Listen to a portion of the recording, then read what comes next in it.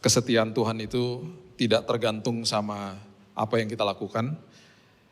Kita mau seperti apa, dia tetap setia. Anak saya bisa berbuat apa saja, tapi sebagai orang tua kita akan pastikan besok akan ada makanan buat dia. Anak kita bisa ngambek sama kita, tapi kita pastikan ketika dia keluar dari kamar ada makanan di atas meja. Sampai kapanpun dia mau buat nakal seapapun juga, itu tidak akan pernah menghilangkan status dia bahwa dia adalah anak.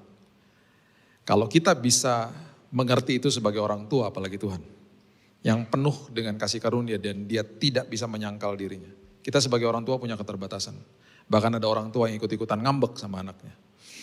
Tapi di dalam Tuhan, apapun yang kita lakukan, dia tidak bisa menyangkal dirinya sendiri. Karena kalau kita perhatikan bahwa Tuhan itu setia, itu bukan sekedar karakternya dia saja. Dia setia. Keseluruhan kehidupan kedaulatan dia itu setia dan penuh kasih. Jadi apapun yang dia lakukan, kesetiaan dia itu tidak bergantung sama apa yang kita lakukan.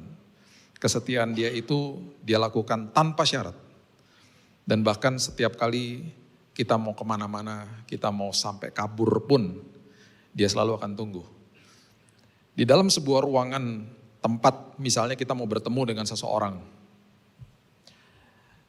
kita bisa datang ke tempat itu dan orangnya belum datang karena telat. Tetapi tidak pernah sekalipun kita masuk ke dalam sebuah tempat yang kita namakan misalnya doa atau kita mau berjumpa dengan Tuhan. Kita buka pintu dan Tuhan belum datang, gak pernah. Kalau kita buka pintu itu, dia selalu udah duduk di situ. Karena tidak pernah sedetik pun dia tinggalkan kita. Ada sebuah ayat di Mazmur yang selalu menggugah hati saya. Kalau di dalam bahasa Inggrisnya dikatakan, when you are awake, I am still there. Ketika kamu bangun pagi, aku masih ada. Ada kata masih ada. Berarti sebelum kita tidur dia udah ada. Selagi kita tidur dia ada. Selagi kita bangun dia masih ada. Dia gak pernah tinggalin kita. Sebandel apapun, senakal apapun, kita tetap anaknya dia.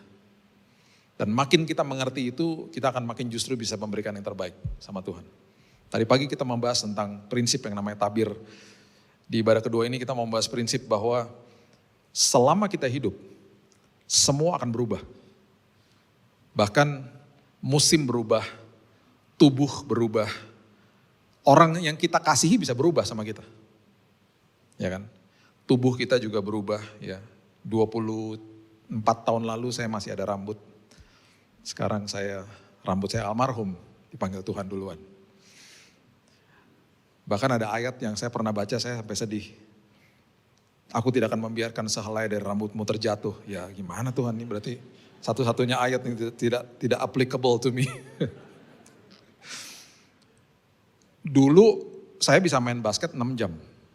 Karena saya sampai hari ini saya suka basket. 6 jam tuh bukan berarti main terus. Jadi cuman ganti pakaian sampai bawa 5 pakaian kalau main, kalau habis kuliah. Ganti pakaian, duduk sebentar, minum, main lagi. 6 jam stretch. Berapa bulan lalu saya main sama anak saya. Anak saya, Keaton ini tim basket 16 tahun, lebih tinggi dari saya. Saya main basket sama dia 15 menit udah ngos-ngosan. Saya pikir saya kuat. Karena saya nge-gym terus. Saya bumping sama dia, saya yang mental. Sama anak 16 tahun. Manusia punya keterbatasan. Hidup berubah, musim berubah. Ya kan? Kejadian 8 ayat 22. Selama bumi masih ada, takkan berhenti-henti musim menabur dan menuai, dingin dan panas, kemarau dan hujan, siang dan malam. Semua berubah. Tapi Tuhan lagi mau kasih tahu sama kita, di dalam setiap perubahan, aku lagi mau kasih tahu sama kamu bahwa kesetiaanku akan memberikan sebuah pelajaran dalam hidupmu. Perhatikan prinsip ini. Di dalam semua perubahan, kesetiaan Tuhan itu memberikan sebuah pelajaran yang berharga bagi kita.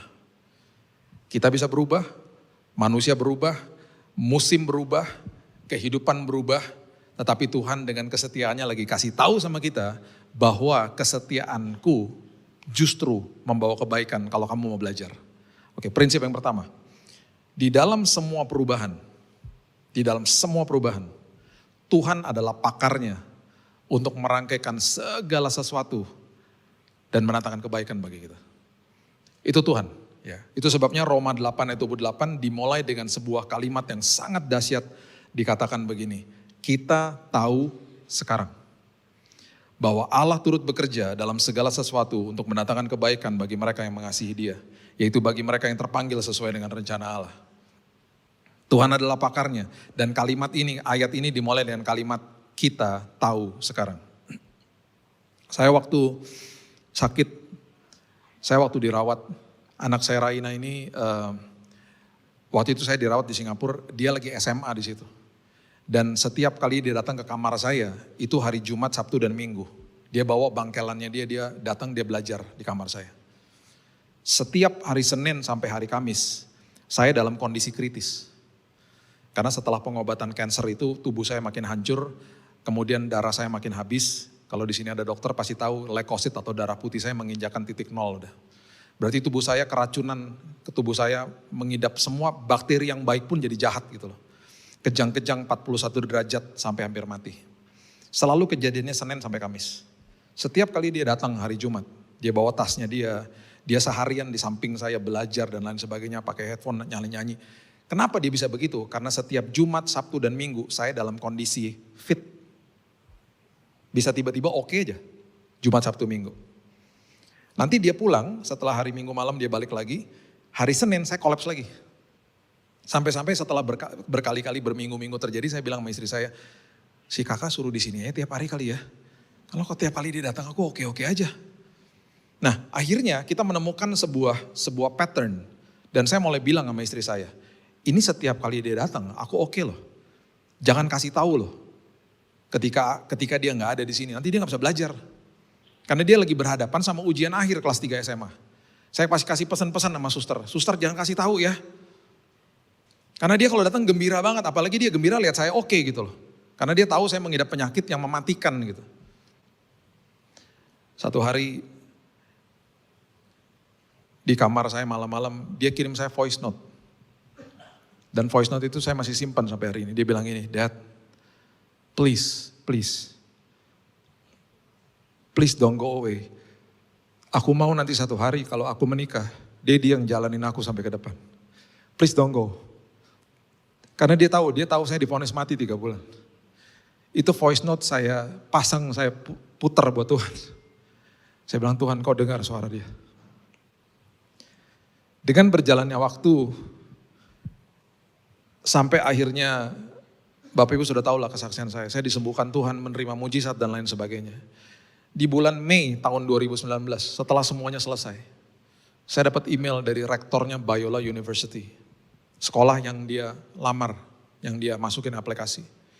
Rektornya bilang begini, based on the performance, berdasarkan hasil ujian anakmu. Karena SMA-nya dia cukup terkenal waktu saat itu. Dan mereka lihat SMA-nya juga, karena kualitasnya sangat baik. Berdasarkan hasil ujianmu, anakmu, kami menawarkan beasiswa yang sangat tinggi. Dan kami akan memberikan kemudahan untuk dia juga bisa bekerja di sini. Segera kirim anakmu. Sebelum dia berangkat, saya ngaku sama dia. Kak, berkali-kali waktu kamu masuk ke kamar Dedi, I almost died. Several times, hampir meninggal saya. Tapi kok Tuhan bisa tutup semuanya. Sehingga kalau kamu datang tuh kamu bisa belajar. Nanti pas kamu pulang, hari Senin sampai hari Kamis, Dedi kritis lagi tuh. Dia nangis dong. Kenapa Dedi gak kasih tahu aku? Kenapa? Terus saya bilang, bukan saya gak mau kasih tahu. Tuhan yang gak kasih tahu. Karena setiap kali itu kejadian setiap minggu seperti begitu. Sehingga apa? Kamu gak lihat aku dalam kondisi kritis, kamu bisa belajar. Kamu bisa belajar, kamu dapat angka baik. Kamu dapat angka baik, hari ini kamu dapat beasiswa, kamu berangkat. Sebelum dia berangkat, saya kutip ayat ini. Kita deklarasi sama-sama, kita tahu sekarang. Bahwa Allah turut bekerja dalam segala sesuatu, mendatangkan kebaikan bagi kita. Selagi ngelewatin masalah, jangan komplain sama Tuhan. Dia sedang kerja. Dia sedang merangkaikan, mempertemukan kita dengan orang yang tepat, kesempatan yang tepat. Setelah udah lewat semuanya, kita biasanya disuruh lihat ke belakang sama Tuhan. Kita bisa merangkaikan segala sesuatu dengan penglihatan kita. Kita bisa bilang, wow, kok bisa Tuhan sampai hari ini? Aku yang berjalan bersamamu. Aku yang merangkaikan segala sesuatu. Kenapa? Because I am faithful. Aku setia. Jadi apapun kita sedang lewati hari ini, mungkin kita lihat masalah, lihat penyakit dan lain sebagainya, bilang Tuhan aku tahu Engkau setia. Engkau sedang kerja. Dan nanti pada akhirnya setelah udah lewat semuanya kita bisa deklarasi ayat ini. Aku tahu sekarang. Aku tahu sekarang Tuhan. Jadi selagi ngelewatin masalah, selalu isi hidupmu dengan ucapan syukur. Jangan ngeluh, karena Tuhan setia. Yang kedua, di dalam apapun yang kita sedang lewati, Tuhan adalah Tuhan yang selalu ngasih tahu sama kita bahwa ingatkan kita bahwa kita ini segambar dan serupa seperti Dia. Jangan pernah berdoa begini, Tuhan jadikan aku segambar dan serupa. Udah, sudah. Jadi selalu bilang Tuhan ingatkan aku bahwa aku ini segambar dan serupa seperti Tuhan. Dia selalu ingetin kita, di dalam setiap perubahan dalam hidupmu, ingat kamu tuh segambar dan serupa seperti saya. Saya cukup sedih kalau melihat banyak orang yang mungkin gak mengerti tentang gambar dirinya dia sehingga didistorsi, deviasi dan lain sebagainya. Dan akhirnya membanding-bandingkan diri dengan orang lain. Diperburuk lagi dengan keadaan kondisi di mana kita hidup. Ya, saya belum pernah lihat di Bandung, tapi kalau di Jakarta itu saya pernah hadir di dalam sebuah mall, lagi ngopi-ngopi di depan sama teman saya di sampingnya lobi. Di depan lobi itu ada tanda pelang ditulis ada 12 merek mobil dan motor. Kalau Anda punya ini boleh parkir di depan lobi. Itu sah-sah aja, nggak apa-apa. Mereka mau mengatakan begitu supaya mallnya kelihatan baik, bagus, ada mobil-mobil mewah dan lain. Oke, it's okay kok. Saya bilang sama teman saya nih, lihat nih. Kalau orang nggak ngerti prinsip segambar dan serupa seperti Tuhan, ketika dia lihat pengumuman seperti begitu, dia pasti berpikir, wah gue belum sukses, gue belum ada di kasta itu, gue belum make it, gue belum menjadi orang yang berhasil misalnya. Karena gue belum punya mobil dan motor itu misalnya. Jadi akhirnya hidupnya dibentur-benturkan, dibanding-bandingkan sama orang lain. Gambar dirinya mulai dirusak. Saya bilang sama teman saya, satu hari kalau saya punya mall, saya mau tulis pelang besar-besar di depan lobi. Siapa yang datang duluan boleh parkir depan pintu lobi. Mau mobilnya butut, mau naik sepeda silahkan parkir situ. Jadi kalau satu hari Bapak Ibu lihat ada mall tulisannya begitu berarti itu mall punya saya. Oke, Roma 8 ayat 29 coba lihat. Roma 8 ayat 29. Sebab semua orang yang dipilihnya dari semula, mereka juga ditentukannya dari semula untuk menjadi serupa dengan gambaran anaknya. Supaya ia anaknya menjadi yang sulung di antara banyak saudara. Kita selalu diingatkan dengan apapun perubahan di dalam hidup ini. Ya, Tuhan selalu ingetin kita bahwa kita ini adalah segambar dan serupa. Satu hari ada seorang namanya Brian Nichols. Dia adalah pemerkosa yang mengerikan. Di kota Atlanta dia mau disidang saat itu. Dan waktu Brian Nichols ini mau disidang, rupanya penjagaan dia kurang ketat. Dia dijaga sama seorang polwan. Dia berhasil mengambil pistol yang ada di kantong polwannya. Dia ambil pistolnya, dia pukul kepalanya sampai koma polwannya. Dia masuk ke ruang sidang, dia tembak 3 orang. Kalau nggak salah hakim, polisi, dan satu lagi reporter, mati semuanya. Dia kabur, Brian Nichols kabur. Ini penjahat yang betul-betul jahat. Dia kabur dikejar polisi. Dia akhirnya mampir ke dalam sebuah rumah, dia tukar mobil di situ supaya mengelabui polisi. Dia selagi dia dalam proses tukar mobil, dia tembak juga yang punya mobil, mati juga orangnya. Singkat cerita akhirnya dia end up di dalam sebuah rumah. Rumah itu pemiliknya namanya Ashley Smith, seorang anak Tuhan. Dia masuk ke dalam situ, dia bingung harus bagaimana, dia menyandera Ashley Smith selama 7 jam. Polisi di luar. Kemudian selama 7 jam itu Ibu Ashley Smith bilang begini sama Brian Nichols. Daripada kamu pandang-pandangan sama saya sekian lama, mendingan kamu baca buku aja.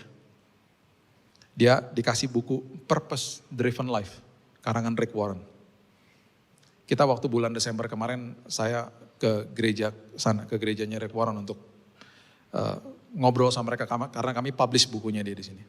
Dikasih Purpose Driven Life, dia bilang kamu baca aja. Saya nggak kemana-mana, saya tungguin di sini. Dia baca kira-kira 1, 2, sampai 3 pasal pertama. Why were you created? Kenapa kamu diciptakan? Kenapa kamu tuh segambar dan serupa dalam hidupmu? Di dalam sebuah perubahan yang terjadi saat itu, dia dibilangin sama Tuhan bahwa dia adalah segambar dan serupa. Brian Nichols hari itu, dia menyerahkan dirinya kepada polisi. Dan bahkan dia minta didoakan, dia bertobat di situ. Setiap kali ada perubahan, Tuhan lagi ingetin kita. Kita ini segambar dan serupa seperti dia. Ingat loh nak, kamu segambar dan serupa seperti aku. Di dalam perubahan hidupmu aku gak berubah. Di dalam perubahan hidupmu kamu tetap anak, kamu tetap ahli waris. Kamu tetap orang yang punya hak penuh atas hidupmu. Dari aku. Jadi apapun yang kita alami, apapun yang sedang kita alami saat ini, perubahan apapun, Tuhan lagi terus kasih tahu sama kita, aku setia, aku setia. Dia berkarya begitu rupa dan dia kasih tunjuk lewat banyak hal supaya kita percaya. Itu sebabnya seringkali kita tidak stop di hari itu dan kemudian mulai enjoy apa yang Tuhan telah titipkan dalam hidup ini. Kita nggak stop dan kita mulai berpikir, Tuhan, celikan mata rohaniku supaya aku bisa lihat kebaikan Tuhan, kesetiaan Tuhan dalam hidupku. Jadi akhirnya hal-hal kecil kita nggak lihat karena kita terpaku sama masalah kita. Ada seorang drummer yang saya suka lah sama dia. Drummer, mungkin kalau yang musisi pasti tahu namanya Mike Portnoy, drummernya Dream Theater. Waktu dia masih duduk di bangku SMA, di sekolahnya diajarin begini sama gurunya. Mike, kamu harus menghargai hari-harimu. Lihat kehidupanmu di sekelilingmu. Walaupun semua berubah, selalu ada kebaikan Tuhan di dalam kehidupan sekelilingmu. Lihat dari hal-hal kecil, hargai orang-orang yang ada di sekitarmu. Seize the day. Mike Portnoy masih duduk di bangku SMA, dia pulang ke rumahnya seperti biasa anak-anak SMA diajakin main sama temennya. Mike, let's go play katanya. Dia lari keluar. Waktu sampai di pintu dia ingat sama kata-kata itu. Iya ya, aku harus mau balik ke dalam rumah Sebentar dia bilang sama temannya, bentar ya. Dia balik ke rumah, dia peluk mamanya. Mom, I love you katanya. Mamanya bingung, biasanya mamanya jarang-jarang dipeluk sama anaknya. Dia berusaha untuk melihat kesetiaan kebaikan Tuhan dalam hal-hal kecil. Dia pergi main sama temannya. Mamanya siang hari itu pergi ada tugas keluar kota, naik pesawat. Dan pesawatnya jatuh. Mamanya meninggal. Sampai hari ini dia selalu ingat hari itu. Dia katakan, I seize the day. Aku dibukain sama Tuhan hari itu. Untuk melihat kesetiaan Tuhan dalam sosok orang-orang yang Tuhan tempatkan dalam hidupku.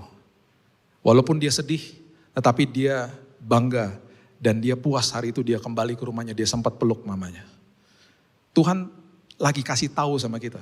Dia lagi leave a mark. Jadi sering kali setiap hari kalau kita bangun pagi bilang, Tuhan buka mata rohaniku. Supaya aku bisa lihat kesetiaan Tuhan, kebaikan Tuhan dalam hidupku. Dan itu banyak di sekeliling kita. Dan sering kali kita ketutup mata rohani kita. Karena kita lihat masalah. Yang ketiga, 1 Petrus 1 ayat yang ke-7. Di dalam semua apapun perubahan di dalam hidup ini. Tuhan lagi kasih tahu sama kita. Nah, ini semuanya untuk memperkuat karaktermu.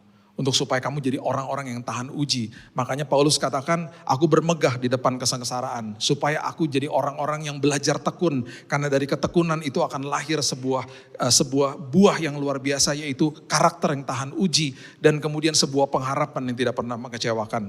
1 Petrus 1 ayat 7 mengatakan, maksud semuanya itu ialah untuk membuktikan kemurnian imanmu. Yang jauh lebih tinggi nilainya daripada emas yang fana. Yang diuji kemurniannya dengan api, sehingga kamu memperoleh puji-pujian, kemuliaan, dan kehormatan pada hari Yesus Kristus menyatakan dirinya. Saya pernah ada di dalam sebuah pesawat, saya ini pemerhati aviasi, saya suka dunia pesawat terbang. Jadi saya ada di sebuah penerbangan dengan Boeing 777. Boeing 777 itu pesawat terbesar dengan 2 engine. Saya duduk di paling belakang. Saya sengaja ambil bangku yang paling belakang karena konfigurasi di paling belakang cuma 2 bangku. Dan itu dekat sama toilet, dekat juga sama dapur di belakang. Ini penerbangan 17 jam soalnya. Saya cuma berduaan sama anak saya.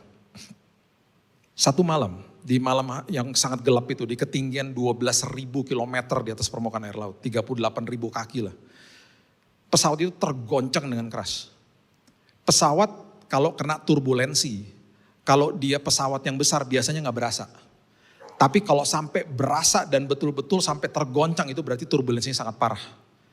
Di kegelapan malam saya buka jendela kaca dan saya udah lihat tuh sayap udah sampai begini-begini sayapnya. Saya karena ngerti dunia aviasi, saya tahu dan saya paham bahwa nggak ada satupun pesawat yang jatuh di zaman modern ini gara-gara turbulensi, nggak ada. Kecuali kesalahan pilot. Jadi dengan pemikiran itu saya mulai tenang tetapi akhirnya nggak tenang juga. karena tetap aja ini ada di atas gitu dan goyang-goyang gitu ya. Anak saya yang biasa terbang sama saya, dia mulai peluk tangan saya. Dia bilang, "Dad, what's going on?" gitu. Saya peluk dia dan saya bilang, "Tenang aja nak, tenang aja." Walaupun saya gak tenang juga. Lagi tengah-tengah turbulensi separah itu, orang-orang udah mulai panik. Tiba-tiba di tengah ada dua anak, umurnya mungkin 3-4 tahun, anak perempuan. Di tengah-tengahnya bapaknya begini udah duduknya. Kedua anaknya yang satu di kiri dan satu di kanan megangin tangan bapaknya dan karena pesawatnya goyang-goyang begini, mereka berdua begini-begini. Kayak ayunan. Saya waktu lihat itu, saya sama anak saya jadi ketawa gitu. Lucu juga ya ternyata ketakutan tuh ada di dalam sini gitu. Mereka goyang-goyang, goyang-goyang. Seperti semua turbulensi pasti ada akhirnya. Dan berakhirlah turbulensi dan fasten seat belt sign-nya off langsung. Semua bahasa tubuh di dalam pesawat itu kelihatan langsung tenang, lega langsung. Selesai akhirnya. Kecuali itu dua anak. Tiba-tiba mereka bilang gini, "Ya Daddy kenapa stop?" Lah, iyalah stop lah. Emang lo mau terusin? Cuman saya akhirnya belajar sesuatu gitu dari situ. Jadi kalau hidup ini bergoncang-goncang, ingat kita lagi berjalan sama raja atas segala raja. Kita akan dibawa sampai ke ujung dengan selamat dan aman. Karena kita berjalan bersama dengan sumber atas segala sumber. Tenang aja. Ya. Kemudian ketika ada perubahan dalam hidup ini, kesetiaan Tuhan selalu mengajarkan kita sesuatu prinsip yang luar biasa. Dia lagi ngajarin kita sebuah prioritas. Prioritas itu sangat penting karena setiap kali ada perubahan dalam hidup ini, kesetiaan Tuhan bilang begini, "Nak, kesetiaanmu itu udah tergoyahkan nak. Dari yang lalu-lalu, sekarang dengan ada masalah ini, ingat ya aku gak kasih kamu masalah. Tetapi lewat masalah ini nak, kamu belajar ya. Supaya kamu kembali ke dalam kesetiaan yang dulu misalnya begitu." Ya saya waktu pegangin selang kemo, ya lagi di rumah sakit, Tuhan bilang ini, "Bill, kenapa kamu tutup kelompok sel kamu Bill?" Tapi kan aku tetap melayani Tuhan. "Itu penting Bill, aku gak pernah bangun gedung, bangun orang. Ayo Bill, buat lagi Bill, buat teman-teman mentor lagi mereka." Jadi dikembalikan ke dalam prioritas-prioritas selagi ada masalah. Tuhan mempergunakan justru masalah untuk ingatkan kita sama kesetiaan kita yang mungkin sudah goyah. Prioritas kita yang kita tinggalin gitu loh. Ya, Kisah Rasul pasalnya yang ke-27 ayat yang ke-18. Ini adalah kisah ketika Paulus mau pergi ke Roma. Dia udah dikasih tahu sama Tuhan, kamu akan ke Roma. Jadi dia udah tahu pasti sampai. Nah dia nyegat kapal yang lagi transit, kapal barang ini muatan gandum lagi pergi dari Alexandria mau pergi ke Roma. Dicegat sama dia naik pas lagi transit dia naik, ada 200-an orang di dalamnya. Kapal ini tiba-tiba terombang-ambing dengan badai yang luar biasa. Nah di dalam sebuah badai yang luar biasa mereka akhirnya paham bahwa prioritas mereka akhirnya nyawa mereka. Bukan muatan yang ada di dalam kapal itu lagi, karena memang kapal muatan kargo ini yang menjadi prioritas adalah muatannya. Di dalam kapal ini khususnya adalah kargo, yaitu gandumnya. Harus dibawa sampai ke Roma, di unloading, dapat uang. Itulah tujuan mereka karena kapal dagang. Setelah ada badai, prioritas mulai terjadi, mulai diingatkan. Akhirnya begini, Kisah Rasul 27 ayat 18. "Karena kami sangat hebat diombang-ambingkan angin badai, maka pada keesokan harinya mereka mulai membuang muatan kapal ke laut." Mulai dibuang ke laut. Makin badai lagi, ayat yang ke-38 dikatakan begini, Kisah Rasul 27. "Setelah makan kenyang, mereka membuang muatan gandum. Muatan gandumnya ke laut untuk meringankan kapal itu. Yang tadinya prioritas gak jadi prioritas lagi. Prioritasnya hidupnya mereka. Makanya Tuhan selalu mempergunakan masalah supaya kita dikembalikan ke dalam apa yang sudah kita setia tadinya. Yang kita udah tinggalin. Tuhan ingetin lagi, "Nak, ayo nak. Jangan lupa nak, ayo nak, aku nih tetap setia." Walaupun kamu gak setia, aku gak kasih kamu masalah. Tetapi justru lewat masalah ini, lewat sesuatu perubahan yang terjadi di dalam musimmu, pergunakan musim ini supaya kamu ingat sama prioritasmu nak. Ada teman-temannya saya yang punya mobil hitam metalik baru dibeli. Mobil kalau baru dibeli biasanya latah dicuci terus. Jadi yang punya mobil nyuci terus mobilnya setiap pulang. Satu hari dia pulang bapaknya, dia kena hujan mobilnya jadi hitam metaliknya makin kotor ya. Jadi bapaknya karena kecapean tidur. Nah anaknya yang masih 5 tahun punya inisiatif. Papa biasanya cuci mobil, aku yang cuciin deh sekarang kalau supaya dia bangun nanti supaya mobilnya udah bersih gitu. Anaknya ngikutin papanya, dia ngambil ember diisi air sabun, kemudian dia udah mulai siapin semuanya, dia bingung ini sekarang kanebonya mana. Ternyata kanebo kan biasa disimpan dalam mobil, dia bingung, nggak kunci mobil juga dia nggak ketemu. Terus dia mulai mungkin mikir begini, si mama kalau lagi nyuci dandang di dapur pakai serabut kawat, itu kan bersih, apalagi mobil. Jadi dia ke dapur, dia ambil tuh serabut kawat, dia celupin ke air sabun, dia gosok tuh mobil hitam metalik, nyik, nyik, nyik. Setelah selesai dia siram sama air, baret dong dari depan sampai belakang. Dia berteriak, saat dia berteriak bapaknya bangun, sama-sama berteriak, ah! Di saat itu bapaknya hampir mukul dia. Tiba-tiba ada suara Roh Kudus bilang gini, kalau kamu pukul anakmu, kamu memerlukan tahunan untuk memulihkan hatinya. Jangan lihat perbuatannya, lihat hatinya. Hatinya itu prioritas, anakmu itu prioritas, itu barang fana. Papanya langsung terduduk, dia peluk anaknya dan dua-duanya nangis. Si anak nangis karena menyesal, si bapak nangis karena mobilnya baret. Tapi paling tidak dia belajar prioritas. Gitu loh. Berapa bulan yang lalu mobil saya juga ketabrak di Jakarta. Ya. Jadi di Jakarta ini Bapak Ibu nggak seperti di Bandung. Motor-motor belok dulu baru lihat. Kalau di Bandung kan lihat dulu baru belok, Jakarta enggak, nyet baru lihat. Ya, telat lah udah. Sering kali belok dan gak pernah lihat, misi bunuh diri. Nyet, gak pernah lihat. Jadi saya ini harus berhati-hati, kita nih kalau di Jakarta kan pasti hati-hati. Ya pasti pernah ke Jakarta lah ya.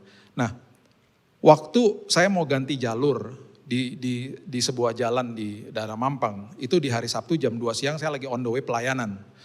Jadi saya lihat di spion jauh banget mobil-mobil di belakang, jauh banget lah pokoknya. Jadi saya melipir pelan-pelan lah masuk ya kan ke jalur yang benar gitu.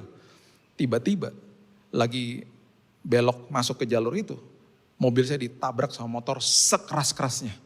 Saya sampai bingung dan terkaget-kaget, ini motor datang dari mana? Tadi di spion gak ada. Gubrak sampai dia mental, itu hampir masuk got loh orangnya. Mental sampai saking kerasnya gitu ya. Saya waktu buka kaca mau ngecek dia, itu orang-orang di belakang dia tuh pas yang udah menepi semuanya pada bilang, woi hati-hati dong, udah mobil kasih sen lu ngebut-ngebut aja gitu. Orang-orang gak tahu bahwa yang nabrak saya itu orangnya ketiduran di atas motor. Ketiduran, makanya dia nabrak saya full speed. Saya kan gak tahu juga dia ketiduran, jadi saya menepi juga, kemudian saya keluar dari mobil, emosi lah. Udah hati-hati ditabrak gitu, emosi. Terjadi sebuah perubahan secara tiba-tiba. Saya waktu keluar dari mobil, saya sempat bilang gini, Tuhan pimpin saya. Karena saya emosi banget nih, kesel banget saya Tuhan. Udah gitu divalidasi bahwa orang itu salah lagi sama orang-orang yang ngata-ngatain dia. Jadi saya kalau secara manusiawi pengen minta ganti dan lain sebagainya lah, pengen minta pertanggungjawaban, kesel banget. Saya bilang Tuhan Roh Kudus pimpin aku. Saya keluar dari mobil, saya ngeliat mobilnya makin penyok, waduh makin kesel. Saya mendekatin tuh orang, dia lagi jongkok di bawah, tangannya bengkak, berdarah. Dikerubutin sama banyak orang, lagi diliatin gitu. Saya jongkok juga akhirnya di sebelahnya dia. Tiba-tiba tangan saya ngerangkul dia, tiba-tiba yang keluar dari mulut saya begini, Mas kenapa sih buru-buru? Tiba-tiba masnya nangis. Saya kecapean Pak, saya minta maaf Pak, salah saya Pak. Kenapa Mas? Saya ini kurir Pak, saya kerja dari hari Senin sampai hari Jumat. Ini kan hari Sabtu harusnya saya off. Saya maksa kerja Pak karena saya butuh uangnya Pak untuk anak-anak saya. Saya minta maaf ya Pak, saya udah dari jam 6 pagi Pak tadi kerja Pak. Saya lihat mobil Bapak dari jauh, saya udah lihat Pak. Cuman saya tiba-tiba ngeblank, saya ketiduran. Jadi saya nabrak Bapak full speed Pak, saya minta maaf ya Pak. Lagi tengah-tengah dia lagi nangis, tangannya saya lihat berdarah, tiba-tiba ada suara dalam hati saya, doain. Bukannya kasih betadin, kok doain? Cuman kan saya udah bilang sama Tuhan pimpin saya, jadi saya ngikut aja. Mas, boleh gak saya doain? Jadi bingung, doain. Ditabrak kok didoain. Iya doain. Ya karena dia salah, dia iya aja. Ya udah Pak, terserah Bapak aja. Yang penting saya gak dimintain ganti rugi, terserah deh. Akhirnya saya doain. Saya bilang, saya orang Nasrani, saya doain ya Pak. Iya Pak, apa-apa. Saya bilang, Tuhan yang baik. Hari ini Tuhan belas kasihanmu terjadi. Itu kan orang-orang banyak. Tiba-tiba saya rasa hadirat Tuhan, tiba-tiba si masnya nangis. Terjadi kebangunan rohani di pinggir jalan. Saya berdoa, setelah lagi tengah-tengah doa ada suara lagi. Habis selesai doa kasih uang bil, enak aja. Mobil gue penyok, kenapa kasih duit Tuhan? Kasih uang. Jadi habis selesai doa saya ke mobil dengan berat hati saya ambil uang. Harusnya gue gak dapat ganti rugi, kenapa gue yang gantiin sekarang dia? Saya kasih uangnya. Mas, ini dari Tuhan buat Mas. Jangan Pak, Bapak udah berbaik hati kan ini salah saya, jangan Pak. Udah terima aja, buat anaknya Mas aja. Terus saya bilang gini, Mas Tuhan sayang banget loh sama Mas hari ini. Buktinya Mas dipertemukan sama saya. Ada orang yang doain Mas, lega kan habis didoain. Iya ya Pak, bener ya Pak. Iya lega loh hati saya Pak. Gitu. Tuh, Tuhan baik, Tuhan sayang banget sama Mas. Sampai hari ini bukan sekedar doain, kasih uang lagi. Ya kan? Iya ya Pak, makasih ya Pak. Terus saya pergi ke pelayanan saya. Hati saya berbahagia karena firman Tuhan bilang gini, kalau engkau berbuat baik dan orang itu gak bisa balas, hatimu dibuat berbahagia. Saya bahagia banget, waktu pulang saya bilang sama istri saya, mobil penyok. Dia sampai bilang, kenapa kamu ketawa-ketawa mobil penyok? Saya bilang gini, gak apa-apa itu barang fana. Yang tadi tabrakan yang nabrak saya itu jiwa yang sangat berharga di mata Tuhan. Terus saya bilang gini sama istri saya, kamu tahu gak sebelum saya tinggalin dia, saya kasih pesan-pesan sponsor. Kamu bilang apa? Mas, buka-buka HP. Tulis apa? Billy Lantang, tulis. Billy Lantang. Mas punya YouTube gak? Ada TikTok gak? Ada. Nanti pas pulang Mas buka YouTube, tulis nama saya. Ntar keluar tuh video. Oh Bapak pendeta, gak penting pendeta, yang penting nonton khotbah aja. Biar hatinya teduh. Iya Pak, makasih ya Pak, makasih ya. Janji ya, iya. Saya percaya nanti satu hari rumahnya dia deketan sama saya di sorga, amin. Di dalam sebuah perubahan, Tuhan lagi kasih tunjuk kesetiaan kita. Mau setia gak? Atau mau ikutin emosi? Yang terakhir, di dalam sebuah perubahan Tuhan lagi kasih tahu sama kita bahwa dia setia dan dia tidak pernah gagal sama semua janjinya dia. Markus 4 ayat 35 mengatakan begini. Sampai ayat yang ke-40 ya kita baca ya. Pada hari itu waktu hari sudah petang, Yesus berkata kepada mereka, marilah kita bertolak ke seberang. Bertolak ke seberang. Ya, Yesus ketika bilang marilah kita bertolak ke seberang, itu bukan seperti kalau saya ngomong atau Bapak Ibu ngomong. Yuk nyebrang yuk, kita kalau ngomong gitu sama teman atau sama siapa gitu, yuk nyebrang saya temenin. Kita gak bisa kasih jaminan sama mereka kita akan sampai ke seberang dengan selamat. Tetapi kalau Yesus yang bilang yuk kita bertolak ke seberang, itu sama dengan kita pasti sampai ke seberang dengan selamat. Karena Yesus yang ngomong. Dia tahu gak akan ada badai? Tahu.